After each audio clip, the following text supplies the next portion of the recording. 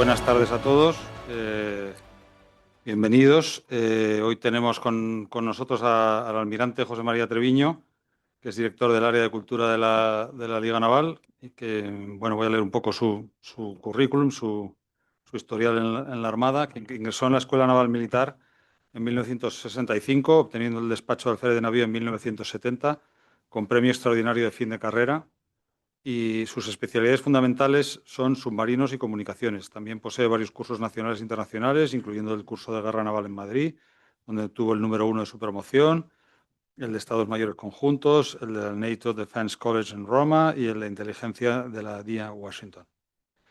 Ha tenido un total de 6 mandos en la mar, incluyendo la unidad de buceadores de medidas contra minas, la dragaminas Odiel y, como teniente de navío, el submarino Marsopa, de capitán de corbeta, la fragata Navarra como capitán de fragata, la flotilla de submarinos en el empleo de capitán de navío, finalmente, comandante del grupo de proyección de la flota y comandante de la Fuerza Anfibia Hispano-Italiana, SIAF, como contraalmirante. En este mismo empleo sirvió también como director del Gabinete Técnico del Ministro de Defensa y jefe del Estado Mayor de la Flota, y como vicealmirante fue nombrado en 2004 jefe del Estado Mayor Conjunto del Cuartel General Operacional de la OTAN en Lisboa. En 2006 fue ascendido a almirante y nombrado representante militar de España ante los comités militares de la OTAN y la Unión Europea. En septiembre de 2009 pasó a desempeñar el destino de asesor de la GEMA y el 6 de abril de 2011, y tras 10 años de oficial general, de acuerdo con la ley vigente, pasó a la situación de reserva. Bueno, y además de todo eso, es un magnífico comunicador y conferenciante. La verdad es que todo lo que cuenta, o que muchos ya lo habréis oído, pero lo explica muy bien y lo cuenta muy bien, y la verdad es que es un lujo poder escucharle. Nada Así como que, tener a mí.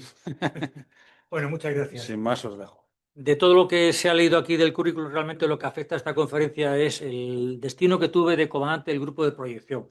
El grupo de proyección de la flota es el puño ofensivo de la Armada, es decir, es un mando que agrupa al portaaviones, a los buques anfibios, a las fragatas y sales a navegar.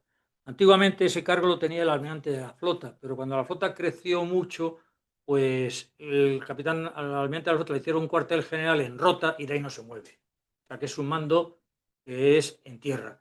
Sin embargo, ante el grupo Proyección hizo uno, yo hice mi insignia, ahí está, en el portaaviones. Y vas a todos los lados. Y cuando es una operación anfibia, en este caso, que ya tenemos Juan Carlos I, que además de portaaviones o portaeronaves es un buque anfibio, no hace falta que se cambie. Pero yo, según fuera una operación aeronaval o anfibia, tenía que andar cambiándome de un barco al otro. Total, yo me tiré 2 años el Príncipe de Asturias y además como tuve la suerte de que anteriormente había mandado la fragata Navarra y el grupo propulsor del Príncipe de Asturias es un barco americano que se ideó cuando era el jefe de la Armada norteamericana, el almirante Zumwalt, y dijo que había que hacer un portaaviones pequeñito que no fuera tan grande como los otros y que costase mucho menos. Al final, como a los americanos les gustan los barcos grandes, ande o no ande, este proyecto se desechó y la Armada Española lo compró o prácticamente se lo regalaron. Y entonces Navantia, entonces Bazán, trabajó sobre unos planos americanos y sacó un buque magnífico. Bien, con esta introducción empezamos. Esta conferencia la he dividido en estos siguientes temas. Primero, hacer un poco de historia de la aeronáutica naval. Como todo el mundo sabe, España tenía dos ejércitos nada más, el de tierra y el de la armada. Y después de la guerra civil se inventa la aviación.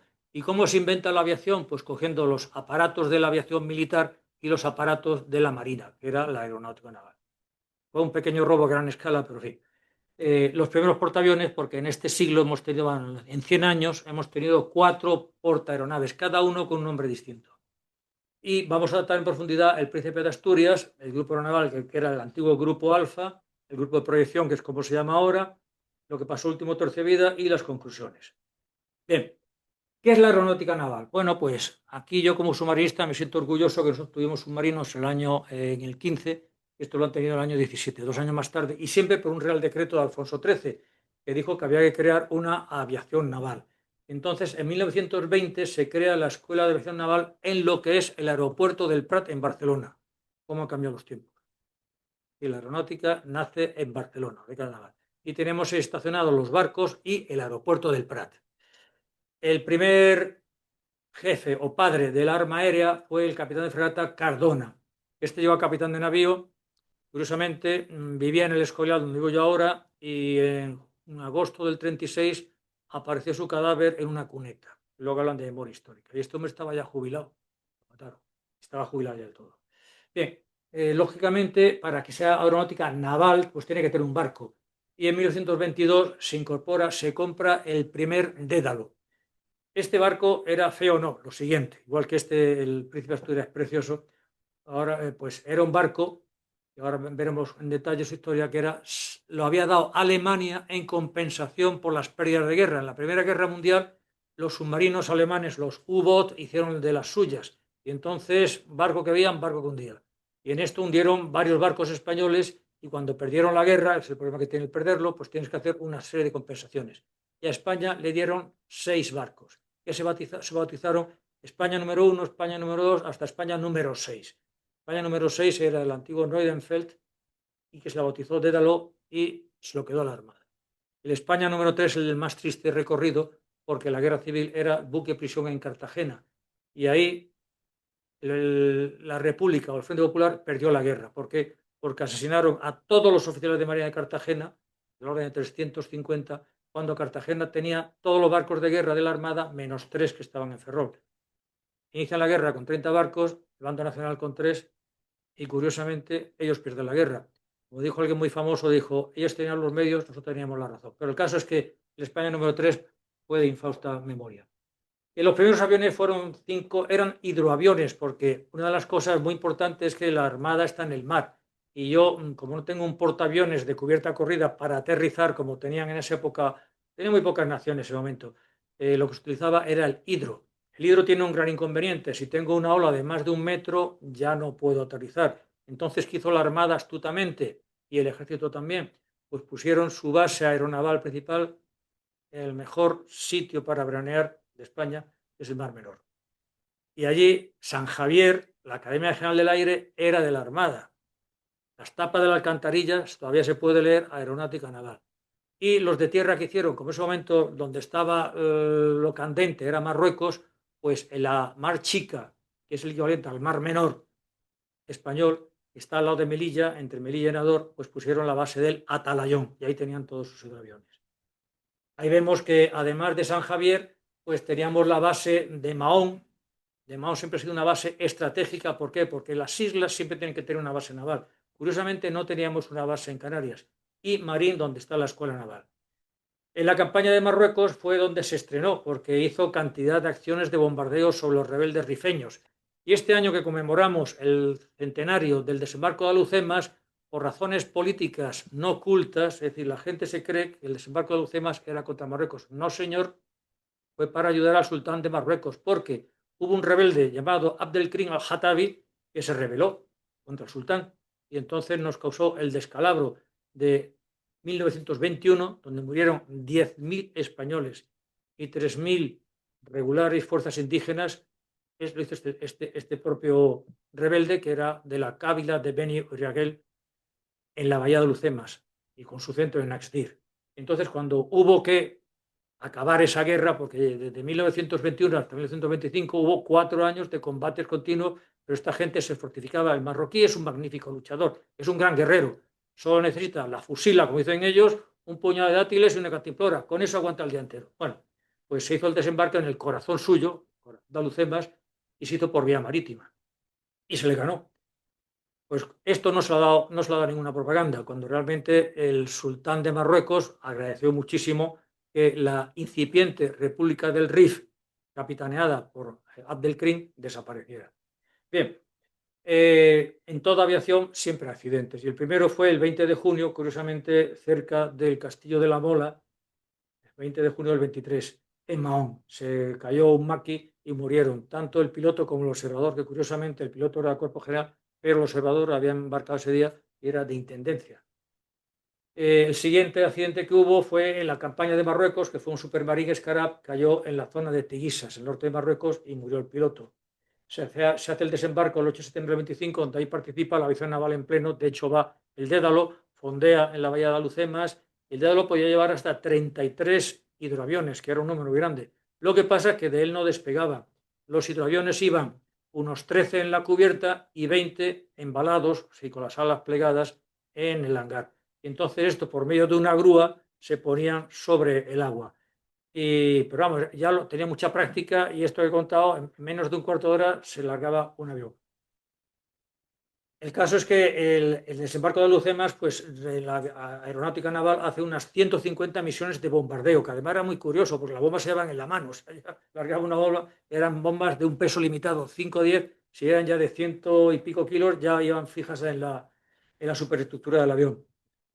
Y cuando en la guerra civil, bueno, pues hay una serie de problemas. La aeronáutica naval, como queda en zona republicana, la base de San Javier y Barcelona igual, desaparece desde el punto de vista de acciones de la Marina Nacional. Nada más que había un hidro, que además hundió un submarino en el norte y otro en el sur, es lo que quedaba.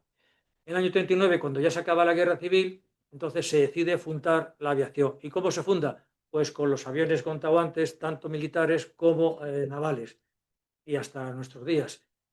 Hay un periodo ahí que no hay un solo avión y en el año 55, gracias a la ayuda de los Estados Unidos, nos dan 3 helicópteros Augusta Bell G-47. Entonces, esos helicópteros eran pequeñitos, nosotros le llamamos el huevo, porque era una cabina de plástico con el piloto y el copiloto y aterrizaba en cualquier sitio.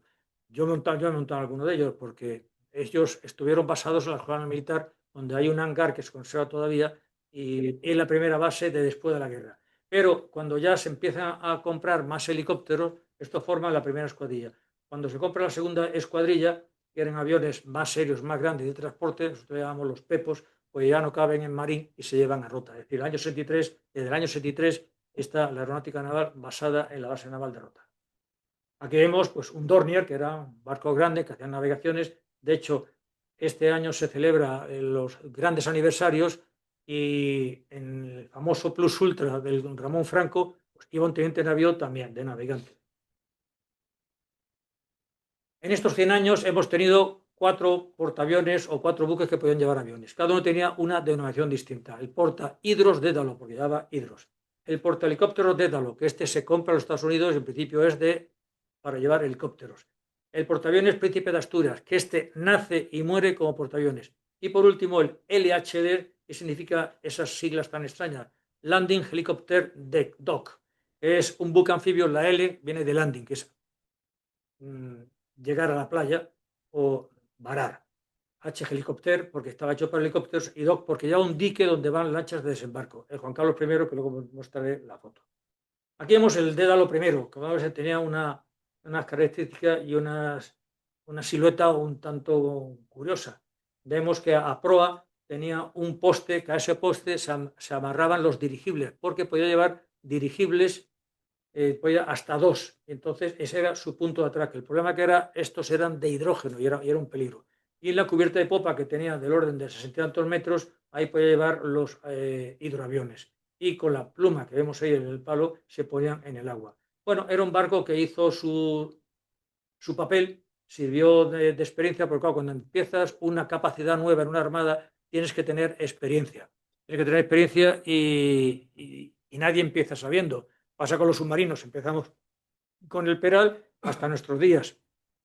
Este podía dar nada más que 10 nudos de velocidad, tenía una máquina de triple expansión de vapor, o sea que era... Pero bueno, el caso es que podía llevar 4 hidroaviones Felixstowe, 5 hidroaviones Macchi, 4 si hay, otros 4 tal, total, 30 y tantos aviones. Aquí lo vemos, fondeado en la vía de Alhucemas, pues con toda la parafernalia de la cubierta de popa pues llena de hidroaviones. Ahí imagino que ya tendría varios en el aire de más.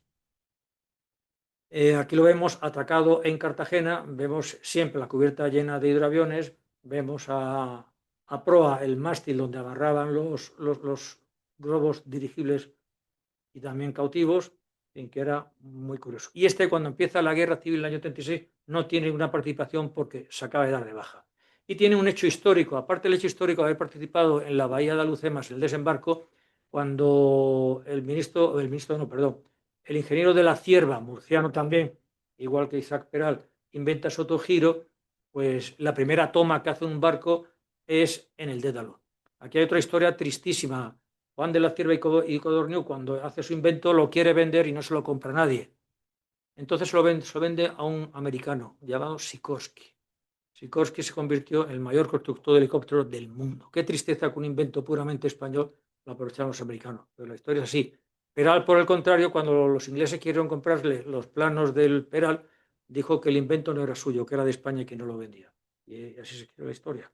Bien, cuando empieza la aeronáutica naval nos damos cuenta, pues igual que al principio, después de la guerra, pues que hace falta tener un portaalgo, portahelicópteros en este caso. Y los americanos estaban vendiendo todo. Los americanos habían construido casi 200 portaaviones en la Segunda Guerra Mundial, una brutalidad. Grandes, pequeños, regulares. Entonces compramos un antiguo crucero, porque realmente el USS Cabot, que es el nombre del Dédalo en inglés en América, era un crucero, vemos la proa ahí perfectamente, que es de un barco de superficie, y cuando ven que los japoneses son unos maestros y que tienen un montón de portaaviones, que ellos tienen poco, porque nada más que tenían 4 portaaviones grandes, rápidamente convierten el crucero en un portaaviones. Esto tuvo un inconveniente, que luego este barco se movía muchísimo, claro, tenía todo el peso alto de la cubierta de vuelo y un casco de crucero, claramente el crucero no tiene ningún peso alto, pero bien, da su resultado. Este barco estuvo navegando y combatiendo casi 3 años en la Segunda Guerra Mundial, años 43, 44, 45. De hecho, interviene en todas las campañas, en las Filipinas, en Iwo Jima, en Okinawa, está en todas. Y en una de ellas, 2 kamikazes que ya habían sido alcanzados por la aviación, porque este iba erizado de cañones de 40 milímetros. Alcanzan los 2 kamikazes, pero se le estrellan por la banda de babor, y donde están los montajes que se ven ahí por la banda de babor, mata a todos los sirvientes de dos emplazamientos, casi 60 muertos, pero rápidamente la dotación de contraincendios está muy bien adiestrada, consigue apagar el incendio y 12 días después el portaaviones está otra vez operativo. Acaba la Segunda Guerra Mundial, lo inmovilizan, lo tienen una temporada en Pensacola haciendo de buque escuela y finalmente en el año 67 nos lo vende, bueno, lo vende. Primero nos lo ceden por 5 años, prácticamente gratis, y luego 5 años después ya nos lo vende y se convierte, aquí vemos, aquí en el Dédalo. El Dédalo que lleva la numeral R01, porque R en la nomenclatura OTAN es portaaviones. Bien, el cabo era el CVLH-28, el kamikaze lo alcanza el día 25 de noviembre del año 44, este desplazaba 16.000 toneladas, o sea que es más pequeño, era más pequeño que el Príncipe de Asturias, pero tenía una buena cubierta de vuelo con 190. Inicialmente van todos los helicópteros de la primera, segunda, tercera, cuarta, quinta, sexta escuadrilla, pero cuando se compra en el año 73 los Harrier, hay que hacerle una modificación porque el Harrier tenía un problema. El Harrier es una turbina que se giraba y ese giro hacia abajo le daba el empuje para levantarse, pero ese giro quemaba la cubierta era de madera. Hubo que hacer obras, cambiar la cubierta y habitarla para que pudiera llegar los Harrier tipo Alfa, que eran los primeros que llegaron. En el año 89 causa baja la Armada cuando entra al servicio el protagonista de nuestra conferencia de hoy, que es el Príncipe de Asturias. Pero estuvo 22 años haciendo un papel magnífico y sobre todo fue el salto de nuevo otra vez de la aeronáutica naval, de tener un portaaviones con aviones de verdad, que era el Harrier. Harrier, como todos sabemos, es un avión que podía aterrizar y despegar desde un punto. Normalmente lo que hacía es que una carrera corta desde la popa para no gastar mucho combustible y se levantaba, pero luego a la hora de aterrizar no aterrizaba como hacen los aviones de los portaaviones, de corrido, no, se para hacia la cubierta y baja. Y es cuando la quemaba. Bien, aquí vemos la joya de la corona, el Príncipe de Asturias. El Príncipe de Asturias fue el mejor portaaviones ligero de su época. He dicho que era un diseño norteamericano. Cuando Zumboldt quiere tener un portaaviones, pues coge a sus miles de ingenieros que tiene y que han hecho unos 200 portaaviones y hacen un portaaviones con estas características. Y lo hacen. Pero a la hora de ponerlo en funcionamiento, ya he dicho que a los americanos les gustan todo grande, submarinos grandes, portaaviones grandes, destructores grandes. Dicen que es demasiado pequeño para ello. Y bueno, ahí están los planos. Algún jefe estado de la Armada está atento. Oye, pues me quedo yo en los planos. Y se hizo. Tengo que decir que la construcción de este barco, que fueron casi 10 años, la Armada se quedó en parihuelas de financiación. Es decir, todo el dinero era para el grupo combate, todo, no había nada, no había ni pacerillas. Pero bueno, se consiguió. Y el empuje de todo ello fue gracias a un marino extraordinario, el almirante Carrero Blanco. El almirante Carrero Blanco, para dar una nota de su personalidad, fue ministro, equivalente a ministro, casi 30 años. Pues vivía en un piso de alquiler en Madrid y murió cuando mataron los etarras. La familia seguía viviendo en un piso de alquiler, igual que ahora. Bien, pues este hombre, como era el promotor del grupo de combate, porque era un gran visión, tenía una gran visión de futuro. Él quiso tener el arma nuclear y quiso tener el grupo de combate. Entonces, como toda la idea y toda la realización fue suya, dijeron, vamos a ponerle el nombre del portaaviones de Carrero Blanco. Ah, vino la democracia de Carrero Blanco. ¿No? Bueno, le puse el nombre Príncipe de Asturias. Y es un nombre tradicional de la Armada, porque la Armada ha tenido 5 barcos de guerra con el nombre Príncipe de Asturias. Como todos sabemos, Príncipe de Asturias es el título que se le da al heredero de la corona, que en Francia es el Delfín, en Inglaterra es el Príncipe de Gales, y el último Príncipe de Asturias fue un barco muy famoso porque era un buque de línea de 112 cañones que actuó en el Cabo San Vicente con su comandante, que era el brigadier Escaño, fue el único felicitado de todos los barcos españoles que combatieron a los ingleses en este combate. Y luego en Trafalgar llevaba la insignia de Gravina, que era el jefe de la facción española de la flota. Iba Villeneuve por parte de los franceses y Gravina por parte española. Y no fue apresado, no fue apresado. Allí, de los 15 barcos que presentó España, pues perdimos 10, pero este fue uno de los que salvó y entró en Cádiz, felizmente. Era un barco precioso de 112 cañones, pero vino más el mayor enemigo de la Armada y yo creo de las Fuerzas Armadas, que no eran los ingleses, era Fernando VII. Cuando Fernando VII sube al poder, España tiene 50 buques de línea, es decir, el equivalente hoy día pues, a 50 cruceros. Cuando muere en el año 1830 quedaba uno. El príncipe de Asturias, se hunde en La Habana porque no lo habían carenado y tenía el casco podrido. Los barcos de vela en esa época, cada 2, 3, 4, 5 años, tenían que dar la carena. Es que entraban, varaban en un astillero, se cambiaban los talones que estaban podridos, tal, y el barco sigue funcionando. Pues no había dinero para eso. Los oficiales de marina se morían de hambre. Bien, aquí están las características del Príncipe de Asturias, que era un barco de 17.000 toneladas. Tenía a proa, vemos un avión despegando en lo que se llama el ski jump, que es la rampa de esquí. Vemos que cuando hay saltos en las competiciones olímpicas, pues va uno y pega un salto para arriba con el objeto de coger más fuerza. Pues este principio de física se aplica a la cubierta del portaaviones y entonces lo que hacía es que la carrera no tenía que ser tan larga y sobre todo que el avión siga para arriba, porque uno de los problemas es que te falla algo, te clavas en el mar, muere el piloto y nos quedamos sin avión. Vemos el perfil, vemos perfectamente aquí la proa levantada del ski jump, tenía una sola hélice pero inmensa. He dicho que la planta propulsora era exactamente igual. En mitad de la eslora vemos como un saliente, ese saliente es la unidad de propulsión auxiliar. ¿Qué hacía este barco? Pues este barco tenía una hélice a popa, pero la hélice era de palas reversibles, es decir, que yo no doy avante o atrás y entonces cambio la máquina, no, el eje siempre gira en la misma dirección. Pero yo si cambio el sentido de la pala, entonces atrás. Claro, el problema es que el que ha mandado un barco con hélice convencional, yo sé que cuando giro a la derecha pego la popa a la derecha y cuando voy atrás pego la popa a la izquierda. Aquí siempre gira en el mismo sentido. Y entonces es complicado para un comandante. Cuando yo me di el mando a la fragata Navarra, dije, este barco hace lo que le da la gana, porque siempre está girando. Bueno, pero tiene un elemento auxiliar muy importante, y es que lleva un remolcador escondido.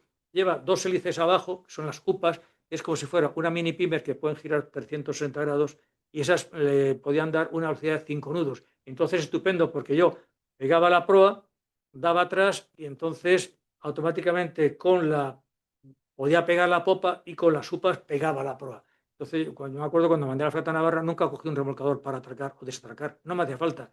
Siempre y cuando funcionasen las upas, porque uno de los grandes problemas de esas unidades de propulsión es que necesitan un mantenimiento y necesitan unos repuestos. Cuando llevas 10, 15 años no te gastas los repuestos, resulta que las upas ya no funcionan, entonces se convierte en un barco cojo. Vemos los espacios interiores. Abajo, en el hangar, en la cubierta de hangar, vemos que podía estivar 6, 10, 12 Harrier más 2 helicópteros grandes, tipo SH-3 Delta Sea King. Y arriba podía llevar del orden de 10, 15 Harrier más.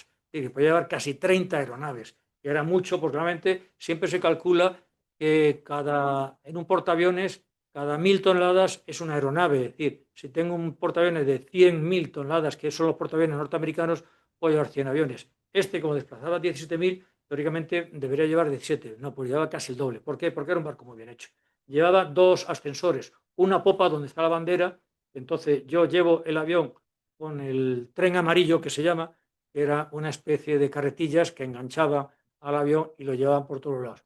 lo llevo al ascensor de popa y lo subo arriba, o bien aquí a proa de la vela donde está esa grúa, hay otro ascensor que lo llevo. Cuando llegaban invitados a ver el barco, yo lo montaba todo en el ascensor, lo bajaba para que vieran el hangar y tal. A ellos les gustaba.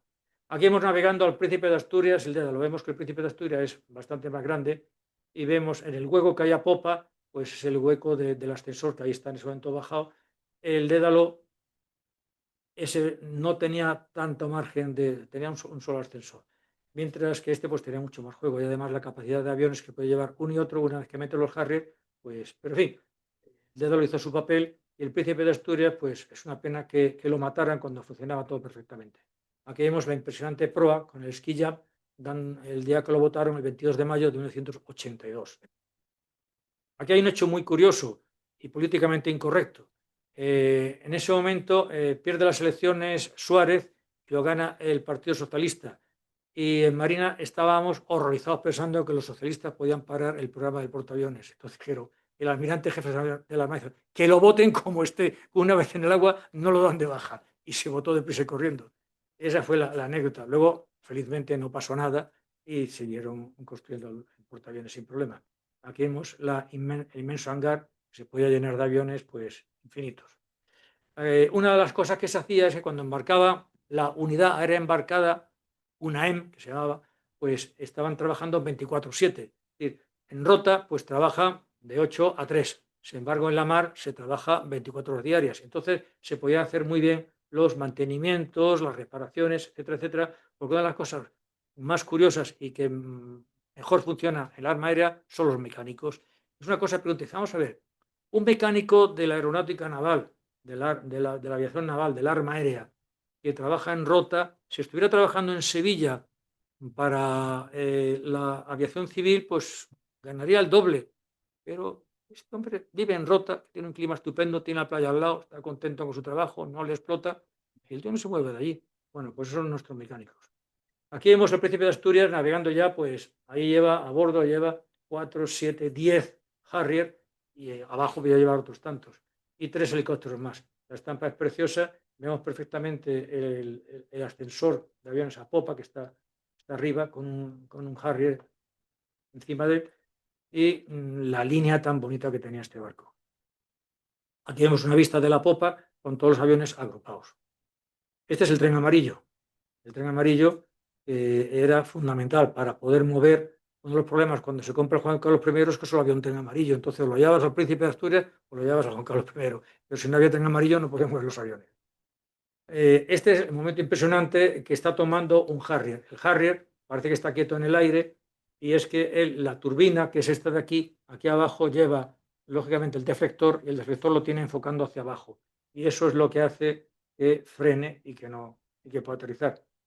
La cubierta Príncipe de Asturias en puerto lógicamente se tapaban las toberas de las turbinas.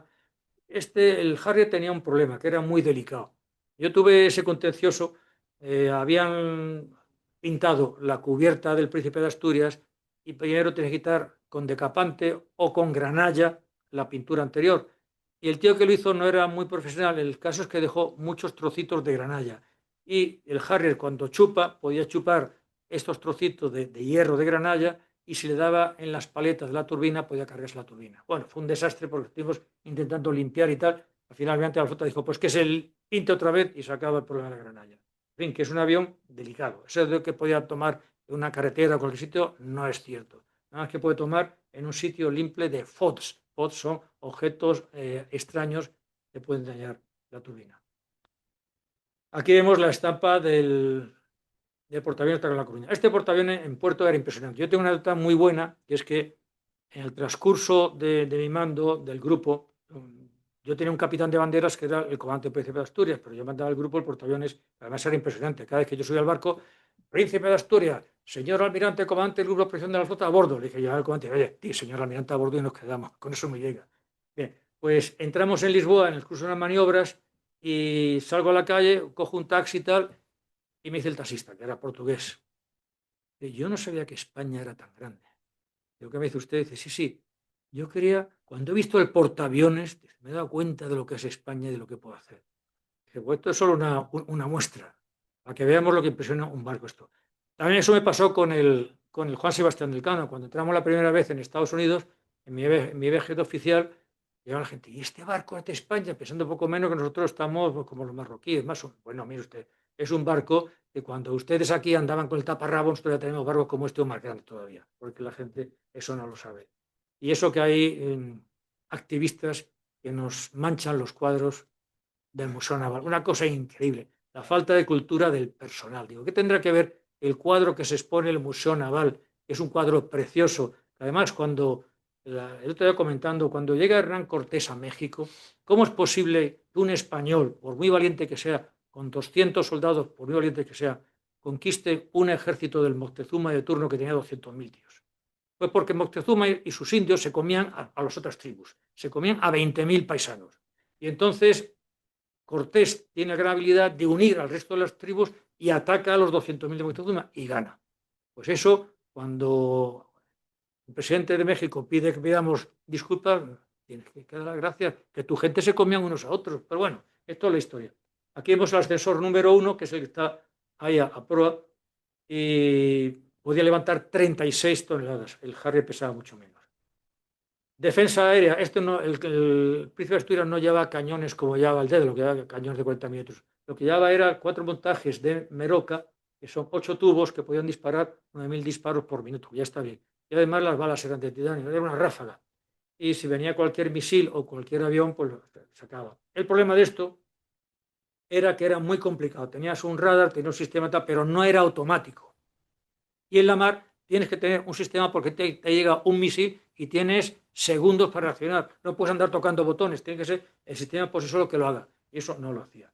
Tenía 4. Aquí vemos un montaje que estaba colocado en los costados del portaaviones. Lo mejor que tenía este barco tenía el radar 52, que era un radar tridimensional. Eso quiere decir que hasta ahora los radares nuestros veían en superficie 180 grados, 360 grados, pero no veía en forma de esfera. Y esto lo hace. Esto ya no se estila. Las fragatas F-100 y la F-110 ya no llevan ninguna pantalla de radar. Lo que llevan son las pantallas están encastradas en los lados del puente, 4. Entonces cada una me estaba barriendo electrónicamente 90 grados. Este daba la vuelta entera. Cuando había que modernizarlo, este radar 52, que curiosamente era exactamente igual que llevaban las fragatas tipo Baleares, y fueron las primeras fragatas que tuvieron un radar tridimensional, porque llevaban misiles, te hace falta un radar tridimensional para mandar el misil al avión que está llegando, porque el avión no viene en 2 planos, viene en 3 planos. Pues había que reemplazar este radar. Aquí vemos la consola del radar, que era muy complicada y totalmente manual. Esta es la central de máquinas, ya no se parece nada a las antiguas centrales de máquinas que iba al fogonero, ya no tal. O sea, aquí era todo por botones, todo muy limpio, no había problemas.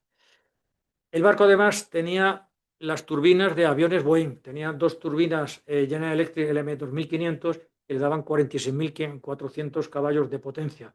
Esto era muchísimo para un barco que solo desplazaba 17.000 toneladas. De hecho, podía llegar a los 26 nudos. Pero eran muy fiables. Las fragatas clase Santa María llevan 2 turbinas también, 2 turbinas de gas, y yo normalmente con una turbina nada más podía llegar hasta los 20 nudos.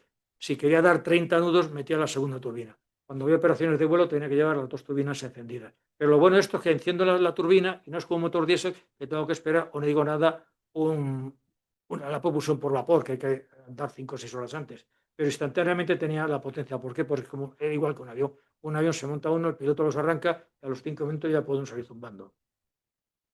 Aquí vemos la enorme hélice de las 5 palas reversibles que he contado antes. Tenía un diámetro de 6 metros y más luego las 2 UPAs de 360 grados y que le podían propulsar a 5 nudos. La hélice a 26 y las otras a 5 nudos.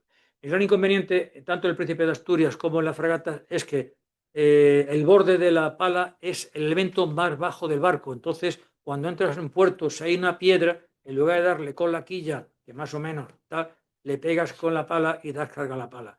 En las fragatas hubo 3 comandantes que se dejaron la pala en mitad del recorrido. Esta experiencia de ser un portaaviones le sirvió a España para saber hacer portaaviones. Y aquí puedo contar dos historias. Una fue el don Juan Carlos I, cuando estuvo en la Escuela Militar. En esa época venían, y ahora también, venían alumnos de otros países. Y ese año pues vinieron tailandeses. Hizo mucha amistad con un guardia marina llamado Kolak, más tarde al gran almirante de la marina tailandesa. Y cuando Tailandia quiso construir su portaaviones, dijo, vamos a ver, a los chinos nivelo porque pueden ser nuestros enemigos. Los ingleses son unos antipáticos, los americanos desprecian, los españoles son unos tíos estupendos. Nos hacía un portaaviones y le hicimos el Chacriana de Wet. Es prácticamente igual que el Príncipe de Asturias, pero más pequeñito. Yo estuve colaborando con este portaaviones cuando hizo las pruebas de mar, pues le hacía falta una fragata para hacer ejercicio con él. Y iba siempre con la fragata. El ejercicio que me dio más miedo era aprovechamiento en la mar. ¿Por qué? Porque uno se pone al lado de otro barco a unos 30 metros y si este me mete la caña o se equivoca, me quedo sin barco. Pero en fin, estuvimos ahí colaborando y no hubo ningún problema. Me hizo gracia porque luego me invitaron a la entrega del portaaviones y bueno, el único problema que tuvo Navante al hacerlo era dónde colocaban el Buda en el hangar, porque el Buda lo tiene que ver todo el mundo. Y entonces buscaron un sitio estratégico que todo el mundo, estando rezando, pues el Buda. Y luego el guateque que nos dieron fue a base de arroz, nada más que arroz. O sea, había unas 30 clases de arroz distintos. ¿Por qué? Porque esta gente, el pañol de alimentos que lleva es un pañol de arroz. O sea, son costumbres muy, muy curiosas. Y luego tienen 4 camarotes para la familia real. Y tuvieron la mala idea de colocar los 4 camarotes arriba, porque la familia real no puede estar debajo de nadie. Arriba es el peor sitio. Yo tenía mi camarote debajo de la cubierta de vuelo y el barco no se movía. Y si se movía algo, el que no se movía nada era mi camarote. Pues los 4 camarotes de la familia real iban real todo. Bueno, era impresionante. Yo me acuerdo haber entrado en Tailandia con el Cano y venía de visita al príncipe heredero, que ahora es el rey de Tailandia, y llevaba detrás un coronel con una bandeja de oro. Y esto de la bandeja, ¿para qué? Dice, no. Es pues su majestad quiere dejar la gorra, no puede tocar nada que no sea de oro. O sea, son costumbres. Nosotros decimos, bueno, cuando despacha el primer ministro o la primera ministra que había con el rey, se tira al suelo, y entonces, tirada del suelo, el rey despacha con él o con ella. Es lo que hay.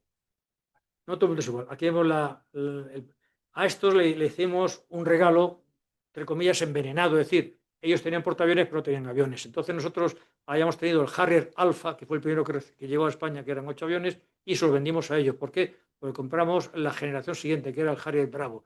Y luego del Harrier Bravo tuvimos el Harrier Bravo Plus, porque tenía un radar mejorado. Sí. Pero bueno, el caso es que tuvimos pilotos nuestros adiestrando la manía tailandesa. Aquí vemos a los 2 portaaviones que aquí pues parecen casi iguales, aunque este tenía 10-11.000 toneladas, este tenía 16.000, era más grande, pero sí, las líneas son iguales con su ski jump. Curiosamente, los americanos no tienen ski jump. Los americanos los portaaviones grandes no lo necesitan, pero ellos sí tienen buques anfibios tipo LHD como el Juan Carlos I, que son, porque más son barcos de 40.000 toneladas, pero llevan Harrier. Ahora no, ahora llevan el F-35 y despegaban con una carrera corta. Si tienes un esquillán, te ahorras combustible. Pues no les ha dado la gana de ponerle un esquillán.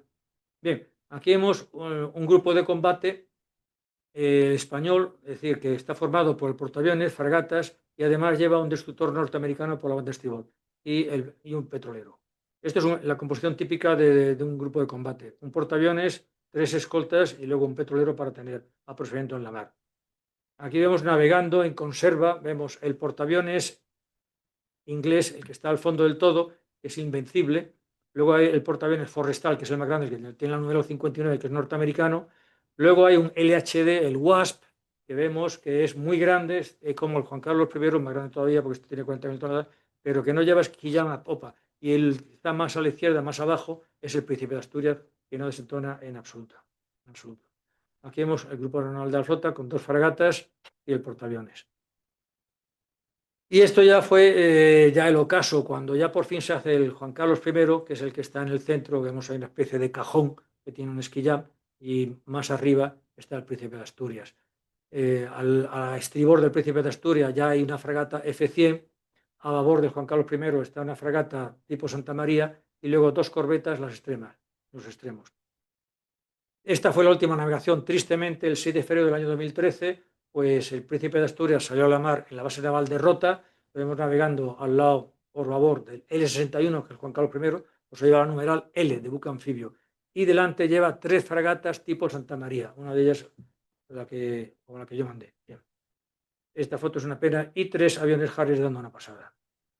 Aquí vemos de popa tanto al Príncipe de Asturias como Juan Carlos I. Vemos que Juan Carlos I es un barco que tiene muchísima obra muerta, es decir, es muy alto y le afecta muchísimo el viento. Tiene mucha menos potencia que el Príncipe de Asturias, lo cual le impide, cuando no hay viento, que los Harrier puedan salir directamente. Es decir, Cuando un portaaviones va a hacer operaciones de vuelo, se pone por al viento. Cuanto más viento haya, mejor. ¿Por qué? Menos potencia tienen que meter los aviones. Pero cuando no hay viento, si no metes velocidad en el barco, el avión no despega. Y es uno de los problemas. Aquí va con la fragata Reina Sofía. Llevamos ya la última navegación, que ya es entrando. El Príncipe de Asturias, ya el matadero, entra aquí en el Sal de Ferrol. Por estribor vemos al Castillo de la Palma y para entrar, aquí vemos el Castillo de San Felipe por babor, va entrando la ría de Ferrol. Aquí vemos otra vista del Castillo de San Felipe. Estos dos castillos, La Palma y San Felipe, impidieron que los ingleses tomaran jamás Ferrol. Los ingleses, en el siglo XVIII, pues tomaron La Coruña, entraron en Vigo, nos hundieron los galeones de Rande, pero en Ferrol nunca entraron gracias a estos castillos. Y esta foto me recuerda a la que di en la última conferencia aquí en junio del crucero Canarias a la altura del Castillo de San Felipe, entrando también para ser dado de baja. Cuando dieron de baja, hubo una sociedad en Estados Unidos que quiso hacerse cargo, bueno, no del Príncipe de Asturias, sino antes del Dédalo, pero fracasó. El Príncipe de Asturias se hicieron gestiones para ver si alguien quería hacerse cargo del Príncipe de Asturias y mantenerlo como museo y tal, nada. Se vendió a un astillero del Guace turco por 4,6 millones de euros. Hoy día hacer un barco como este costaría más de 3.000 millones. Y se dio de baja con solo 25 años de vida. ¿Por qué? Porque los portaaviones en las marinas aguantan 50 años. De la época del Príncipe de Asturias era el Garibaldi. Garibaldi era 3 años más antiguo. Se acaba de vender este año, hace un mes, que ha sido dado de baja con 40 y tantos años a Indonesia por 460 millones de dólares. Nosotros lo vendimos este por 4,6 millones. La verdad es que no somos pobres, pero mal administrados. Bien, aquí lo hemos ya atracado en la estación naval de La Graña, que es la antesala de que lo lleven ya al desguace. Aquí lo vemos en la Graña, el 8 de febrero, ya sin aviones, sin nada y ya desmontándose. Y este es su sucesor. Vemos que es un cajón. O sea, aquí los ingenieros de Navantia, la verdad es que no han utilizado mucho la inteligencia, han cogido un cajón. O sea, esto puede pasar como un barco, lo vemos en la mar todos los días, los que transportan automóviles, llamados rorro también. ¿Por qué? Porque es una puerta en la popa y otra para entrar y meter coches uno tras de otro. Desde el punto de vista aerodinámico, pues ya digo, deja bastante que desear porque tiene muchísima obra muerta, pero también tiene muchísima capacidad. Aquí vemos por dentro lo que es, aquí cabe un mundo. En la cubierta de abajo, lo que es el dique, de ahí viene la palabra LHD, la D de dique, entran cuatro lanchas que también tengo una historia. Cuando tomé el mando del grupo de proyección de la flota, las lanchas que teníamos de desembarco eran norteamericanas del año 55, tenían 50 años y las que se habían hecho estaban un desastre. Entonces se decidió hacer un programa de construir lanchas. Una lancha, que tampoco es mucho complicado, muy complicado. Ya están listas las lanchas. Muy bien. Cada lancha nos cobraron 500 millones de pesetas de la época, que era un dinero. Es decir, bastante más con Rolls Royce. Bien, que me la traiga a la playa de Rota y quiero probarla. Me subo en la lancha. No, subo no. Quiero subirme a la lancha y la rampa no baja. ¿Lo que es? No baja la rampa. Otra vez, al arsenal, vamos al arsenal, al astillero a que la repare. A la semana siguiente no te la harán, ya baja la rampa. Me subo en la rampa, pero la lancha vara en la arena y cuando una lancha se embarca o vara en la arena no puede parar el motor porque se puede atravesar la mar y luego en cualquier momento puede necesitar salir. De repente el motor se para. ¿Qué ha pasado? Pues que la lancha esta no lleva hélice, lleva una turbina. Una turbina y claro, la turbina chupa y chupó toda la arena, pero es que después de la arena vienen las piedras. Y cuando se llenó la turbina de piedras, se paró. Dije, vale, ¿quién ha hecho esto? Ala, otra vez, devolverlo a Bazán que le ponga una rejilla. Le pone la rejilla. Ve. Teníamos un desembarco nocturno. Me subo en la lancha de noche, dejo mi barco comodísimo y me subo en la lancha. Y me meto en la cabina, que a esta lancha le hicieron una cosa muy buena, que es que normalmente en las lanchas en barco, la cabina del timonel va en el centro. Aquí la pusieron a un lado, con lo cual puede meter barcos de proa a popa, perdón, vehículos de proa a popa sin problema. Por la popa o por la proa. Bien, la idea está muy bien. Pero la cabina que le hicieron estaba llena de pantallas electrónicas. Y el chaval con los cristales no veía nada. No veía nada porque había reflejo por todos los lados. Entonces, ¿qué hace el chaval? Él tiene que ver. Baja los cristales. En ese momento viene la ola. ¡Chaf! Se queda sin propulsión porque la ola ha cortocircuitado todos los circuitos eléctricos. Ya me cabreo. Y me voy a Madrid. Y me dice el almirante del apoyo logístico, vamos, José María, tú tienes la voz aquí, si ves que esto es una castaña, digo, no, almirante, es que no tenemos otro proyecto. Ahora, déjame, habían hecho ya 2 lanchas. déjame las dos lanchas a mí 6 meses, que yo las machaque y les haga pruebas. Bueno, me llamó el presidente Navantia. ¿Qué tienes en contra de la compañía? Digo, yo nada, pero te he pedido un vehículo 4x4 y me has hecho un Rolls Royce, y el Rolls Royce en la arena se atranca. Total, después de 6 meses hicimos 72 modificaciones. Esas lanchas se exportaron a todos los sitios, a Australia, Turquía y España. ¿Qué pasa? Y una cosa es ser ingeniero, con todo mi respeto a ser ingeniero, otra cosa es ser el utilizador. Yo puedo hacer, contaba antes, puedo hacer un fusil de competición olímpico, viguero, pero meto el fusil en la selva de Vietnam y ese fusil no funciona. Entonces tengo que tener un periodo de pruebas donde el tío que va a probar el fusil o va a probar la lancha vea que le funciona. Le digo, felizmente hacia adelante. Y es mi queja con el submarino. Si el submarino lo hubiéramos tomado los submarinistas, bueno, a lo que voy. Esto es lo que hay, es el futuro. Hace su papel. Problema. En lugar de llevar la hélice que lleva el príncipe de Asturias, una hélice de bronce o de 6 metros y tal, le ha metido una mini Pimer debajo, un motor eléctrico. Ahora se lo tienen que cambiar entero. Dio problemas en Australia, dio problemas en Turquía, ha dado problemas en España y ahora se va a estar 6 meses parado para quitar el sistema de propulsión y meterle otro propulsor nuevo.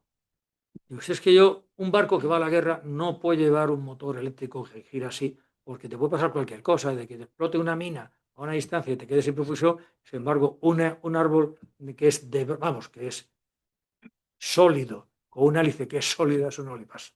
Bueno, pues ahora tiene que cambiar el sistema de propulsión y se va a tirar para una temporada. A lo largo de estos 25 años, pues ha tenido 14 comandantes. Aquí me he permitido una estadística curiosa. Al principio, los que le he puesto una estrellita es contraalmirante, 2 estrellitas vice y 3 estrellitas almirantes.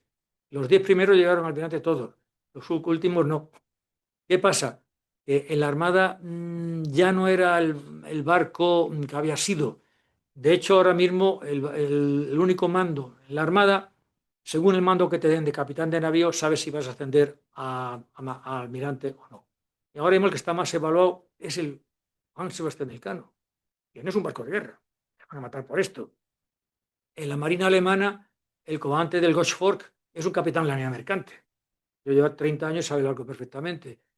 Sin embargo, mandar un portaaviones nos sirvió para que nos subieran el sueldo, porque en los años, pues, 90 y pico estábamos lampando. Yo he contado ya antes que yo vine aquí a Madrid y que una vez me paró el revisor en el tren, pues yo vivo en el Escorial, el billete se me había olvidado, pues tío, no tengo que pagarlo, pues no solía pagar. ¿Cómo? Digo, no señor, no llevo ni una peseta en el bolsillo, porque la mitad se lo lleva la hipoteca y la otra mitad se lo lleva mi mujer. Y tenemos unos sueldos de miseria. Y en la gema que había entonces se fue a ver al ministro de Defensa, que era Bono, y dijo, vamos a ver, ministro, no es posible que el comandante del Príncipe de Asturias, con 800 hombres de dotación, 10 Harrier y tropecientas cosas más, gane menos que un conductor de metro. ¿Qué me estás contando? Aquí está la nómina. Y Bono no subió el sueldo. Lo que pasa es que luego vino Zapatero y lo bajó. Pero vamos, por lo menos se llegó la inquietud a las alturas, que todo el mundo... Es una cosa increíble. Te estás jugando la vida, te estás yendo a Afganistán a todos los lados y luego un chavalito en las Fuerzas Armadas gana menos que un camarero. Gana 1.000 euros. Pero el camarero no se juega la vida. Lo más que se juega es un chorreo de su jefe si tarda mucho. En fin, y estos son todos. 10 llegaron almirantes, algunos de ellos fueron almirantes de la flota, el almirante Balbás, el almirante Tello, fueron almirantes de la flota. Y gente muy buena, y que tristemente el capitán de navío Rodríguez Mariñas le tocó el tener que llevar el barco al desguace. Conclusiones de toda esta conferencia. El Príncipe de Asturias fue el buque insignia durante 25 años. Era el mejor barco que teníamos. La pena es que fue dado de baja a mitad de su vida operativa. Hubiera podido durar otros 25 años más. Era un magnífico diseño, el Sea Control Ship de la Navy, y una construcción excelente. Le correspondía la amortización a mitad de vida. Eso, todos los barcos de guerra, a la mitad de vida se hace una amortización donde se cambian los equipos electrónicos, se cambia el radar, un montón de cosas. Si quiero que me dure. El costo era, hoy día lo pensamos, es ridículo lo que se gasta uno en fin de semana con fulanas, 200 o 300 millones de euros. Construir uno similar costaría 3.000 millones y se vendió por 4,8 millones. Ha tenido 14 comandantes, de ellos 10 almirantes. Fue el último y único portaaviones de la Pilla que realmente nació como portaaviones y murió como portaaviones. Su recuerdo perdura como el mejor buque de su era. Juan Carlos I es un buque anfibio multipropósito. portaaviones. Y aquí viene otra tristeza. En el año 32 la Armada se queda sin aviones Harrier. Desaparece otra vez la aeronaval. Nos quedan los helicópteros. ¿Por qué? Porque hay una señora del Ministerio de Defensa que dice que no se compra el F-35. Oiga, mire usted, el único avión que nos vale de todos los que hay en el mundo es el F-35. Y como nada más que lo hacen los americanos, pues hay que comprarlo.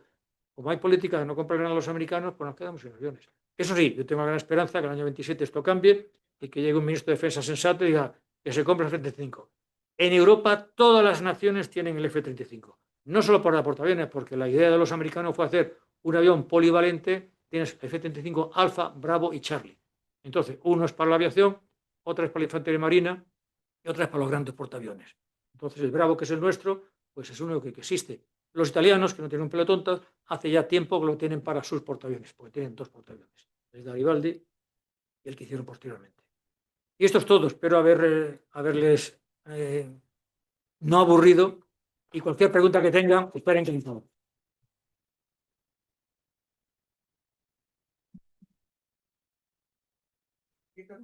Sí, por favor. Bueno, yo tengo hecho el Príncipe de Asturias, Sí. el número 2, el 2, o sea, el de Vera. El primero, no se sabe cuándo fue hecho. O cuando yo hice el de Vela, Sí. modelista naval. Sí. Pues ya era el Príncipe de Asturias 2, el Sí. segundo, Sí. de 112 cañones. Sí. ¿Este qué número era? Este es el sexto. El, Es que había 5, hubo Hay dos navíos, una fragata y 2 corbetas. Y el último es el que tienes hecho, que debe ser una preciosidad. El Príncipe, porque fue un regalo de mi hijo. ¿Ah, sí? A él. ¿Y de Bueno, dónde? es que es una botella. Yo lo tenía venido en una botella. Ah, bien, bien. Pero idéntico que lo grande, porque fue lo hice por los planos de Museo Naval. Que está en el museo, el de 112 cañones, el de las Ah, Santana. sí. Pues son los mismos. Sí, sí, sí, sí. De esa Ahí, serie. por ahí. Era mucho barco. Pues este es el sexto.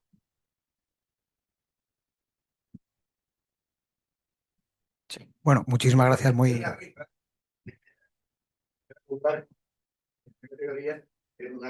Es difícil. De 5 litros. Es difícil. De laboratorio, para que no tenga agua en la eso, y se vea lo que adentro. ¿Y quién lo tiene ahora, ese modelo? Lo entregué y al Palacio, lo entregué allí. Estaba el Esparto Full. Sí, Pulpe de Y Pardo. estaba entonces en la Casa Real. Sí. Y estaba también el Marqués de Montero. O sea, que lo tiene el rey. Sí, bueno, lo tendrá. En la Casa Real, vamos. Allí que se entregó y- La Casa Real, sí, sí. Vale. Sí, bueno, muchísimas gracias. Muy, muy interesante y muy entretenido, además. Yo tenía dos preguntas. Una más técnica. Yo soy ingeniero naval. Sí. No soy militar. No pretendió. No pasa nada, no pasa nada. Gracias. A ver, las UPAs estas que has comentado del Príncipe de Asturias, las unidades de propulsión auxiliar, Sí. ¿tenían algún sistema retráctil Sí. el casco cuando no se No, utilizaban? están siempre en el casco y luego se bajaban. Para Y no se maniobras. podían bajar, que se fue un problema que tuve una vez, entrando a la base naval más importante británica, en Portsmouth, pues veníamos de unas maniobras y yo era el último, el penúltimo. Entonces, previendo que iba a entrar dentro de una dársena cerrada, y viendo que era dársena, ahora entiendo por qué Nelson nunca entraba en puertos, quedan fuera, porque es una locura, arrié las UPAs, porque es avanizada y se baja, luego gira. Y de repente me encuentro, la limitación de esas UPAs era, no se pueden bajar con más de 5 nudos de velocidad. Me encontré una corriente de proa de 8 nudos, dije, me las cargo. Pero bueno, están bien hechas y puede entrar dentro de la base naval y atracar con las UPAs. Pero tienen esa limitación. O sea, están dentro del casco, se bajan y 5 nudos, de corriente o de velocidad. Sí. Vale. Y luego otra cosa, vamos, en la última pantalla Sí. lo ha explicado bastante más claramente. Cuando se diseña este barco, se entiende que se diseña con una vida útil prevista. ¿Esa vida útil eran 25 o eran 50 años? Lo de la vida útil... Que luego, Sí. al final, lo que Lo comentas de la tú, vida útil de es como los coches. ¿Cuánto dura un coche? Pues el tiempo que yo quiera gastarme en llevarlo al concesionario. Es decir, si yo le hago las obras, el Cano no se hizo para 100 años. Cuando yo fui destinado al Cano en el año 1978, se estaba pensando en otro buque escuela. Bueno, pues de eso hace 47 años. Es decir, si yo me gasto, como ingeniero naval lo sabes perfectamente, Si yo me gasto el dinero en mantener un barco, el barco es eterno. Los americanos tienen el USS Constitution, que es del siglo XVIII, y lo tienen operativo. ¿Qué pasa? Pues te gastas un pastizal. El Cano, cuando viene de cada viaje, lo meten en dique en la carraca y se gastan un pastizal. El de las planchas originales ya no queda nada. Han cambiado las planchas, los mástiles, todo.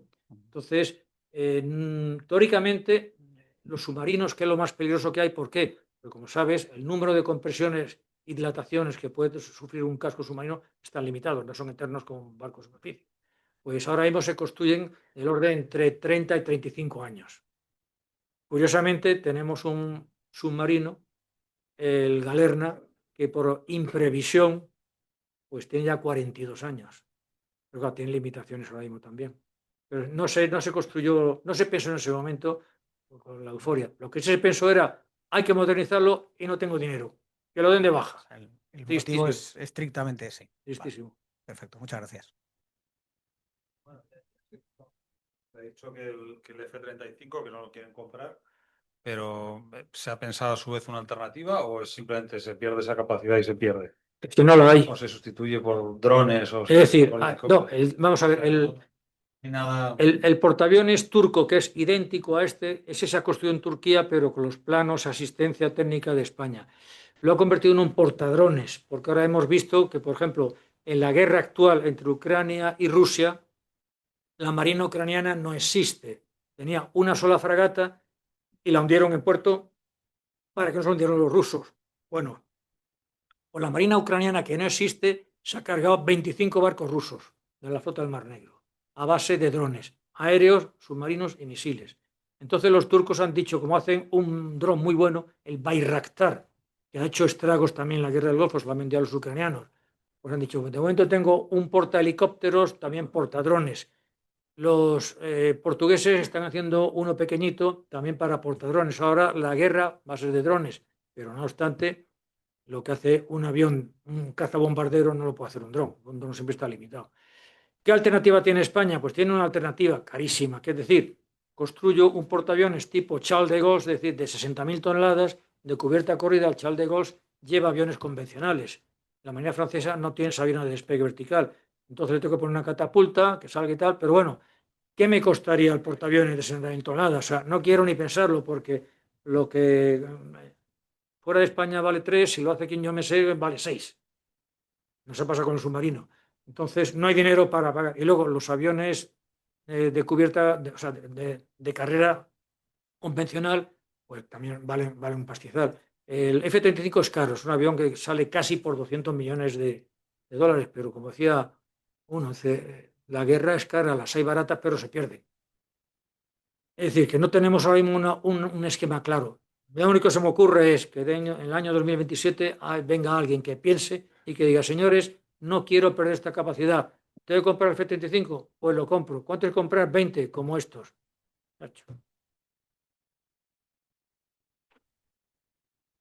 Una pregunta y un comentario. Almirante. Bueno, la pregunta está contestada con la última diapositiva. Yo no puedo llamar a nuestro querido cajón Juan Carlos I, no le puedo llamar portaaviones, le puedo llamar buque de provisión estratégica o buque de multipropósito, tal. Pero me ha quedado claro que cuando hable con la gente no le puedo llamar portaaviones. El comentario.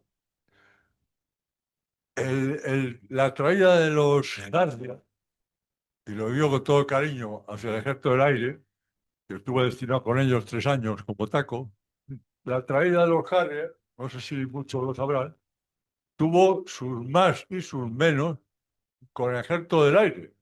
¿eh? Y yo, a mi nivel, yo era entonces teniente de avión, me llevaba fenomenal con mis compañeros pilotos, volábamos fenomenal. Yo siempre he dicho que un barco une, pero un avión une mucho más. Pero vivimos que en las alturas había sus cosas. Entonces, únicamente comentar eso, que la traída de los Harrier tuvo sus cositas, digamos, con el Ejército del Aire. Sí, bueno, estoy totalmente de acuerdo, porque además, cuando vinieron los helicópteros, los G-47 fueron rechazados por el propio Ejército del Aire. Se lo ofrecieron a ellos y dijeron, no, esto es una castaña. Entonces la Armada dijeron, pues me lo quedo yo. Es como el que va a una pandilla, esta es la más fea, no la quiere, pues me la quedo yo. Pues eso. Nos tocó bailar con la más fea. Y después de eso se compraron 4 avionetas Cessna.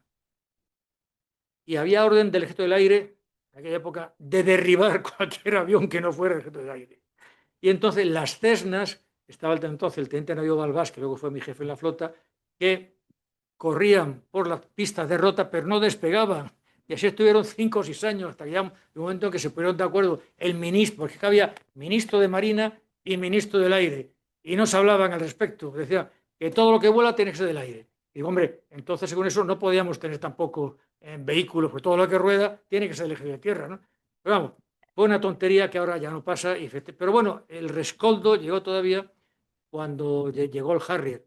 Llegó el Harrier porque ya era pues, un avión potente que podía hacer de todo, y a ellos le fastidiaba. Curiosamente, luego tuvimos intercambio de pilotos, como sabes, es decir, nosotros podíamos enviar pilotos al F-18 y pilotos del F-18, los he visto yo en rota, venían a volar el Harrier porque eran aviones muy parecidos. Y lo que es la transformación de un avión a otro era relativamente rápida. Eso hoy día, el único problema que tenemos no es ese, es la financiación. Y aquí se le propuso al Ejército del Aire, que tienen también los F-18 que tiene el Ejército del Aire, ya son muy antiguos, tienen casi 40 años. Entonces, ¿cuál es el siguiente avión? Entonces, el Ministerio dice, el siguiente avión europeo, aquí ya no se compra. Y no se dan cuenta que la aviación militar del mundo, el que manda es el Ejército de Estados Unidos. ¿Por qué? Por aquí podemos hacer Eurofighter 200, 300. Ellos hacen 5.000. ¿Qué ocurre? Pues que sale un avión perfecto. Aquí hacemos 5 destructores, ellos hacen 100. Dame la tecnología, que yo lo hago, lo monto y lo hago en mi país, pero investigar y sobre todo meter la pata. Tuvimos una gema, por lo que yo recuerde, que tenía una gran clarividencia. Era el almirante Romero Caramelo. Este almirante, cuando estaba en España metido en el programa de la fragata europea, aquello era una especie de feria. Yo hago la propulsión, tú haces la artillería, yo hago el misil y a España dejaban la chapa. Y el almirante dijo, España no puede equivocarse. ¿Cuál es el mejor sistema de combate del mundo? El que montan los destructores norteamericanos. Ese es el que quiero yo. Y gracias a eso se hicieron las F-100, que luego se exportaron a Australia, se exportaron a Noruega y se siguen montando en la fragata 110. Porque tú en la guerra no puedes ir con una cosa mediana, tienes que ir a lo mejor. Y si vas a lo mediano, pues pierdes la vida. Más preguntas. Buenas tardes, almirante. Sí.